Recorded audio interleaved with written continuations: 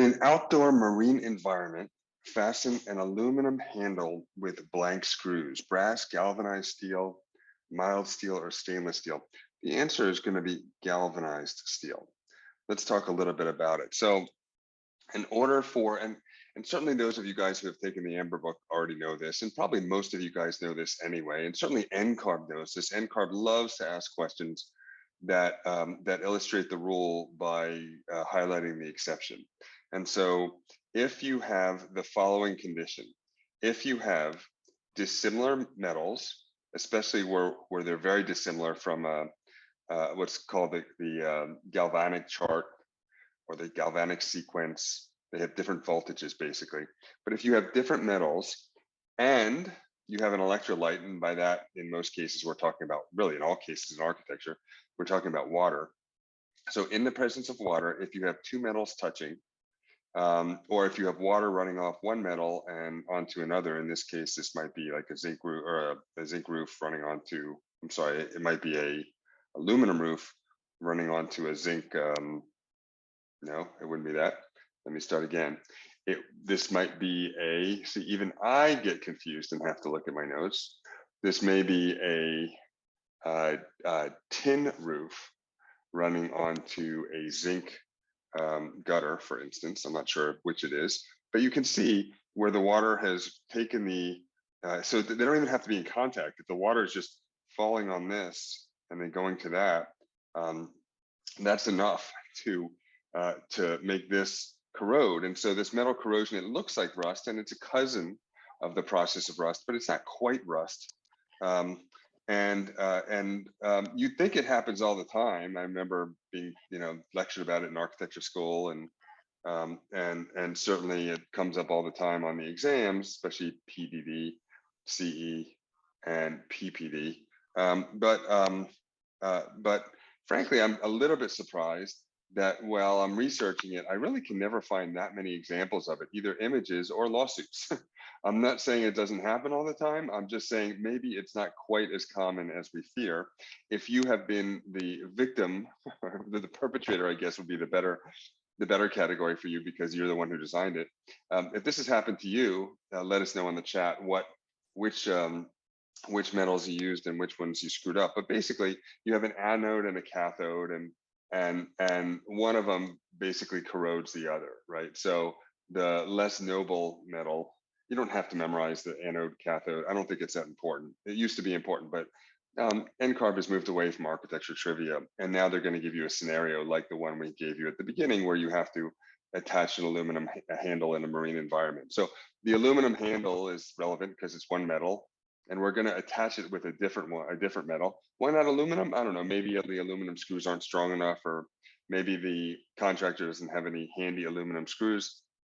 And so the question is, which of the remaining metals that we have choices of should we use? And what winds up happening is one of them, it usually happens where it's punctured. So again, in the presence of water, one of them will puncture the other like a screw will, and one of them will deteriorate the other. And I think most people kind of just generally understand this principle. But the problem is, I think I found just from talking to people, is the problem is this, and that is that there's just so many metals on the chart. And are we really supposed to memorize the order of these metals? And so many of these charts have like silver, gold, platinum, titanium, whatever the hell this is. I've never even heard of that metal. So there seems to be almost too much. We're just, just too many choices. And so this one has fewer choices, but still, we still have silver, gold, and platinum, and it's still kind of the order. So I think probably the best way to memorize it is just to memorize. I'm going to teach you the best way to memorize this. And that is A to Z, and galvanized steel is coated in zinc. And if you can't remember that, Z-I-N, zinc, backward, most of zinc backward. So scissors cuts paper. And just remember, team scissors is stainless steel, brass, tin, and copper. You don't even have to remember that. All you have to remember is the other team, which is paper, which is the one that gets cut, is aluminum, zinc, so A to Z, and galvanized steel. And that's because galvanized steel is coated in zinc. So really, galvanized steel is really a zinc issue. And so take a screenshot of that or a phone photo of that and stick that in your brain. Aluminum and zinc or galvanized steel, those are the ones that corrode, and especially in contact with stainless steel, brass, tin, or copper. Now, stainless steel is a little bit weird, and frankly, I don't think NCARB would ask you about stainless steel because there are different types of stainless steel depending on what the alloy is. There are active stainless steels here. There are what are called passive stainless steels. Where is a passive one? That are down here. And so generally, we're not going to ask questions including that include stainless steel. So maybe I should not have asked, included stainless steel in mine. But in any event, this is what you would need to memorize: aluminum and zinc, or galvanized steel, which is coated in zinc, can't be in contact or shouldn't be in contact with brass, tin, copper, or stainless steel. Now, how fast it corrodes? Well, it's a function of how much rain it sees, or how much water it sees. It's a function, the two metals have to be in contact, or the water has to move from one metal kind of dripping into the other. So by one metal dripping into the other, it could be a situation like this. I couldn't find an image of it, but if this were a copper gutter, and this were an aluminum roof, even if they didn't touch, usually the issue is when they're touching, but even if they don't touch in this situation, the water is picking up the galvanic goo from the copper, and it's coming onto the aluminum, and you would have a problem.